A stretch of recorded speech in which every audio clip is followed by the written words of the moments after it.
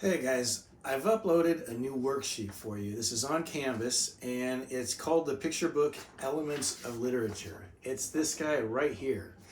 This worksheet is going to be really important for you, not only for in the creation of the children's book, the picture book that you're working on right now, but it's also going to help you when you get to the research paper, which remember is going to be based on the children's book, um, defending the choices you made in making that book.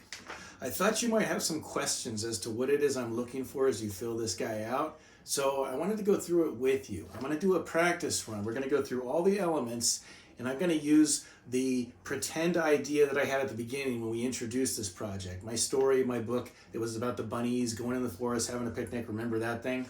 I'm going to use the same example to take you through this so that you can see how these elements work together and how making the decision now about how you're going to integrate these elements into your book will pay off when you write the essay later on. So let's take a look at this guy up close. So here is a closer look at the worksheets. There's two of them here. And what these are the 7 elements of literature that we've talked about a few weeks ago, I guess it was, when we first introduced this project. These elements, these 7 elements, all have to show up in your book because these 7 elements are going to be a big part of the body paragraphs of your research paper. If any of these is missing from your book, that means you won't have anything to write about when you get to the paper. You will be missing entire paragraphs for each one of these elements that doesn't show up. So it's really important while you're in the process of still putting this book together and still writing the story to take into consideration how all 7 of these are going to fit into your book, into your story.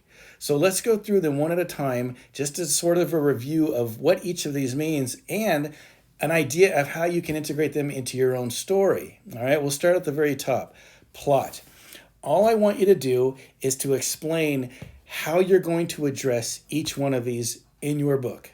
So, starting with plot, remember the plot was basically just the storyline, right? This one's pretty simple. What is the plot going to be in your story? In other words, what is the story going to be in your book? So, mine, if you remember, was a story about a family of bunnies. I had 3 bunnies who go on a picnic in the middle of a forest, and one of the bunnies gets lost. Let's say the youngest bunny gets lost, goes on an adventure in the forest, meets a bunch of interesting characters, and learns a lesson about exploring the world around you. That's it. That's my plot. That was probably a couple of sentences, basically. I'm not looking for too much detail here.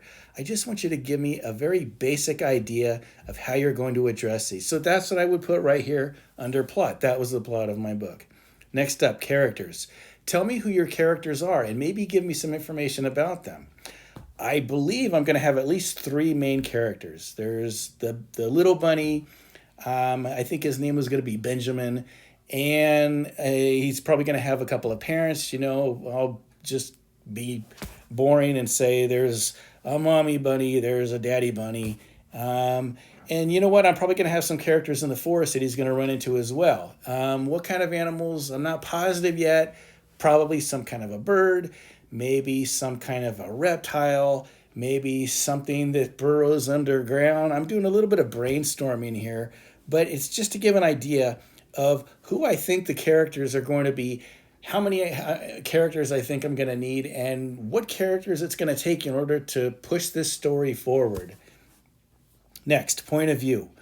What will the point of view be of your story? And I'm really talking about narration. Who's doing the narration, and how does that narrator interact in the book? The most popular type would be the third person narrator, right? I'm the narrator and I'm not going to be part of the story. That would be first person. In third person, I'm just the person who's outside of the story telling you what's going on. I'm going to refer to the characters in the third person. He did this and she did this. I could tell this in the first person point of view if I wanted to involve myself. He came up to me and I said this to him, right? Now it involves me. That's first person. There's also second person, but that's a really unusual way to tell a story. You do this and you did this would be second person. It's not a traditional way to tell a story, whether it's fiction or nonfiction, but it's always an option. So that's what I would write here. I'm going to say it's going to be third person. I'm going to refer to the characters and maybe give a little bit of reasoning here. I'm going to choose to be in the third person because that's the standard way to tell a story. And I think it's kind of important for the narrator to step back and let the characters tell the story themselves. So I'm just giving us some rationale, basically. Symbolism. You are going to have some symbolism in your story, at least one element of symbolism. So I'm going to have a favorite toy.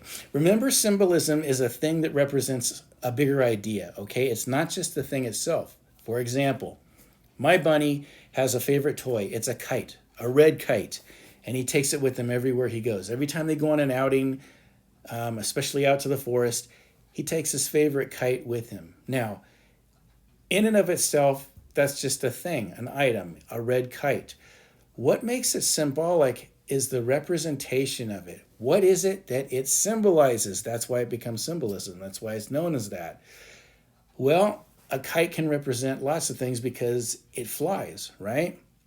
It happens to be this bunny's favorite toy because a kite is capable of flying high above the world around us. The kite can see everything for miles and miles around. A kite can represent this little bunny's desire to explore its world, to escape from the very small world that it normally lives in, a little house at the edge of the forest. And it can represent the world at large, everything that you can see for miles around, everything that you can perceive of as being just outside your own existence, right? That's what this kite represents. And also, I gave it a color. It's a red kite. Well, why red? Because red can be symbolic as well. It can represent passion. It represents the passion that this bunny feels for exploration and getting out of its comfort zone and looking at the world, the distant area that's around it, right? That's what makes it symbolic. And so that's what I would put here, a red kite, and I'm going to do a little bit of explanation as to what it actually symbolizes. What is its underlying meaning? Setting. Where does your story take place? You might have more than one setting.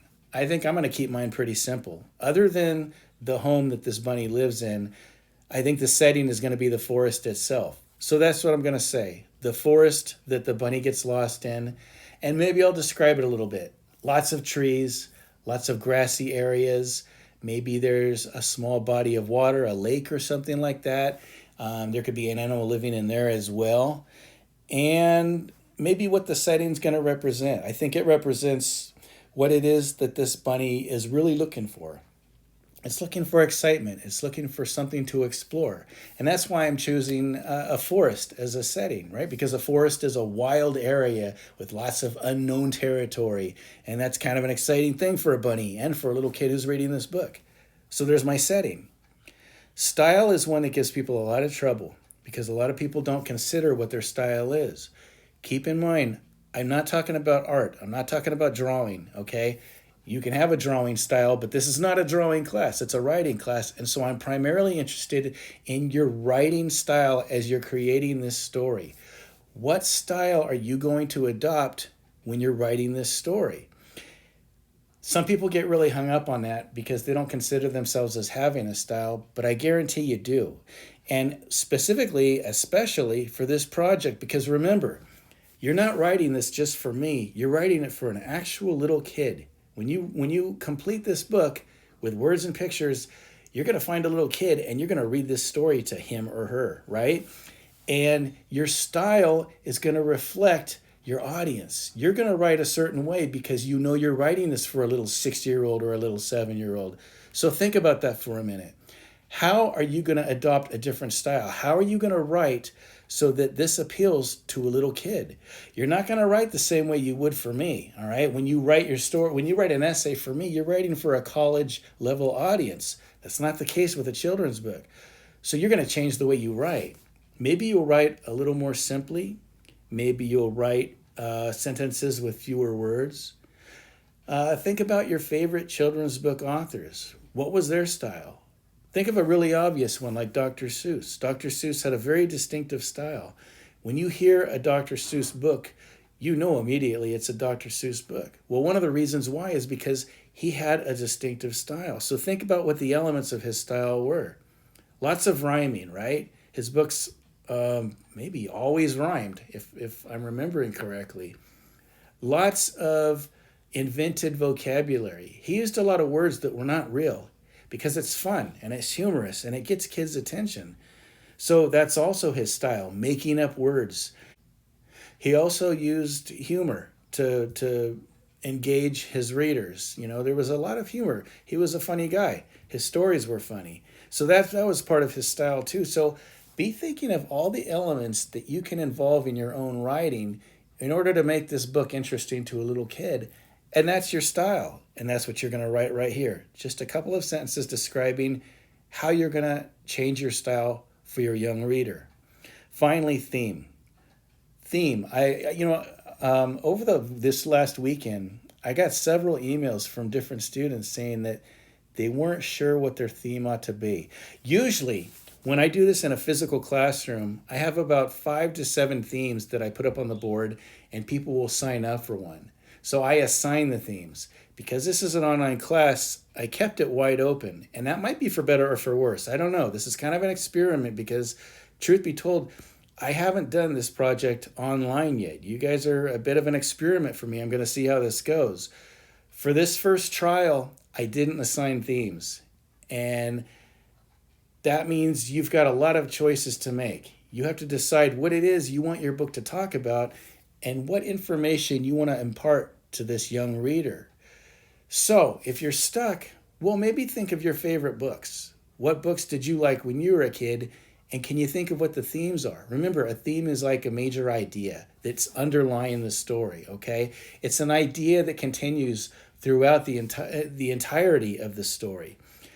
As an example, if you are familiar with Where the Wild Things Are, very famous book written by Maurice Sendak. I guarantee you've seen this book somewhere. It's got different themes. One of them is being naughty, right? Making friends, being lonely. These are themes that are involved in that book. I only need you to pick one. You can have more than one, but at a very minimum, there has to be at least one major theme running through your story. So what would that theme be? If you're stuck trying to figure out what it should be, then think about what it is you want to teach your young reader. Usually, children's books have some kind of a lesson, some kind of a moral, some information that you want to impart to your reader. That's what you want to figure out when you're writing your book. And that really is your theme ultimately. So if I wanted to write about a kid who didn't have friends and needed to learn a lesson about making friends, well, that could be the theme, making friends. It's just an idea. That's all it is. So once you figure out what that is, then write that here as well. You don't have to give too much information. Maybe just talk about what the theme is and maybe talk about what lesson your character is going to learn, relating back to this theme, all right? That is it. That's how this whole guy works. Again, this is going to be due on Sunday. That gives you a few days to work on this. Really put some thought into it, but understand this as well. We're still in the creative stage of making this thing. So if you write something here and you decide later on you want to change it, that's totally okay, all right? None of this stuff is chiseled in stone. We're just throwing out ideas, and the ones that work we'll stick with, and the ones that don't we'll get rid of or we'll change. But just as a starting point, I want you to fill out all 7 of these and then turn this into me on Sunday, okay? Hopefully that makes this worksheet a little bit more understandable. That's pretty much what I'm looking for here. We're going to work from here. So this, again, is a starting point. We've done a couple of steps leading up to this. Now we're trying to make it a little more concrete, okay? You've probably got an idea for a story. So I want you to work with that and figure out how can you involve these 7 elements into the story that you're working with right now. And that's pretty much it. Guys, if you got questions, email me. I will address them.